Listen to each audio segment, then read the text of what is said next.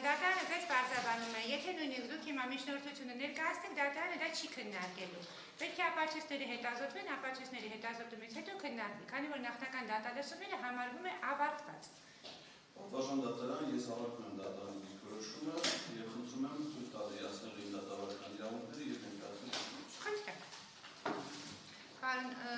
Ավետյան, միջնորդությունը ունկնդրելուց հետո անպայման ձեզ խոսք տանք։ Միջնորդություն քրեական վարույթը կարճելու մասին։ 2025 թվականի ապրիլի 10-ին Երևան քաղաքի առաջին այցելության վիրավորության քրեական դատարանի կենտրոն նստավայրում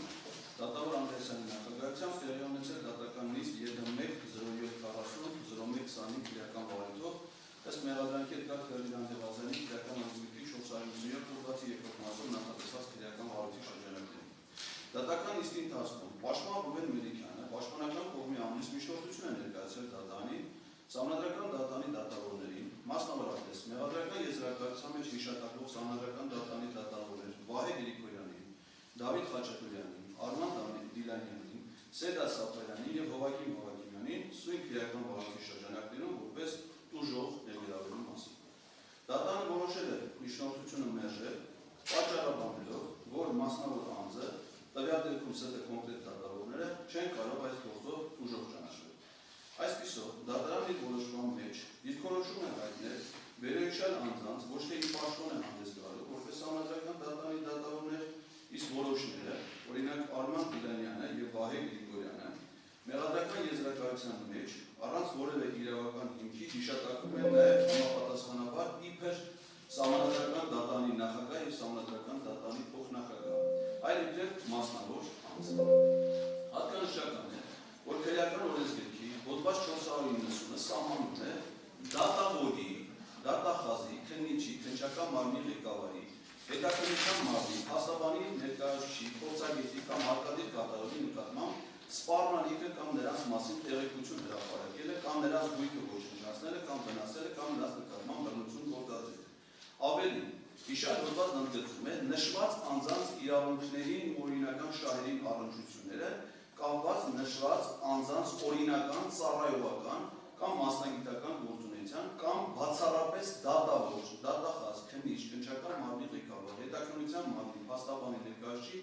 փորձագետի կամ հարկադիր կատարողի կամ նշված անձանց մերձավոր ազգական կամ մերձավոր կամ նշված անձանց դատավարության, դաստիարակության, խնամքի կամ հսկողության տակ գտնվող լինելու հանգամանքի հետ։ Հիշյալ հոդվածի երկրորդ մասը, որով նախաձեռնվել է քրեական վարույթը, ընդգծում է նշված անձանց օրինական, ծառայողական կամ մասնագիտական գործունեության հետ կապված հանգամանքներ։ Այսինքն,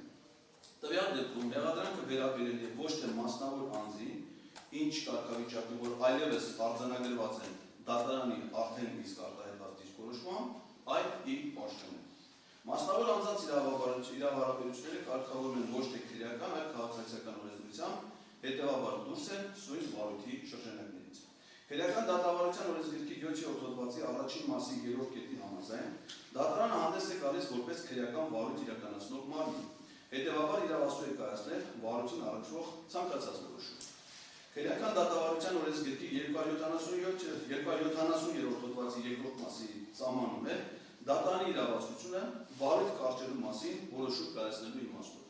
Քրեական դատավարության օրենսգրքի 311-րդ հոդվածի առաջին մասի 3-րդ կետը սահմանում է նախնական դատալսումների ընթացքում քրեական հետապնդումը դադարեցնելու կամ վարույթը կարճելու հարցի քննության պարտադիր գործընթաց դիտարկելու հանգամանքը, չբացառելով դատարանի կողմից խնդրին անդրադարձ դատավարության ցանկացած փուլում նոր ի հայտ եկած հանգամանքների պայմաններում։ Քրեական դատավարության օրենսգրքի 315-րդ հոդվածը սահմանում է դատարանի կողմից քրեական հետապնդումը դադարեցնելու եւ վարույթը կարճելու հարցի քննարկման իրավահարաբերությունները։ Քրեական դատավարության օրենսգրքի 456-րդ հոդվածը սահմանում է հիմնական դատալսումների ընթացքում քրեական հետապնդումը դադարեցնելը եւ քրեական վարույթը կարճելու իրավահարաբերությունները հիմնական դատալսումների ընթացքում, որ մենք արդեն գտնվում ենք, որով սահմանված 3 դեպքերում պարտադիր է տուժողի առկայությունը։ Քրեական դատավարության օրենսգրքի 12-րդ հոդվածի առաջին մասի 8-րդ կետի համաձայն քրեական հետապնդումը բացառող հանգամանք դիտվում է նաև այն, որ վարույթը նախաձեռնել է սույն օրենսգրքով չնախատեսված աղբյուրից ստացված տեղեկության հիման վրա։ Նույն հոդվածի առաջին մասի 14-րդ կետի համաձայն քրեական հետամտումը բացառող հանգամանք է սահմանված նաև անձին մեղսախլվող արարքի ապա քրեականացված լինելու հանգամանքը, իսկ քննադատական խոսք հնչեցնելը ապա քրեականացված է։ Հաշվի առնելով վերագրյալը, այդ թվում նախնական դատալսումների ընթացքում հնչեցված հիմնավորումները, ինչպես նաև դատարանի 2025 թվականի ապրիլի 10-ի որոշմամբ արտահայտված դիրքորոշումը, խնդրում ենք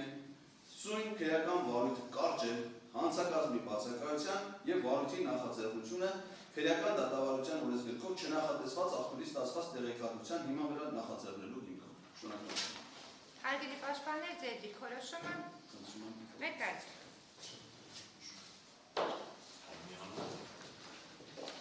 Դուք եք միանում, պարոն Մելիքյան։ Պատմական դատարան, մենք այստեղ ներկայացնում ենք Էդգար Ղազարյանի շահերը, Էդգար Ղազարյանը ներկայացրեց միջնորդություն, մենք պարտավոր ենք միանալ Էդգար Ղազարյանի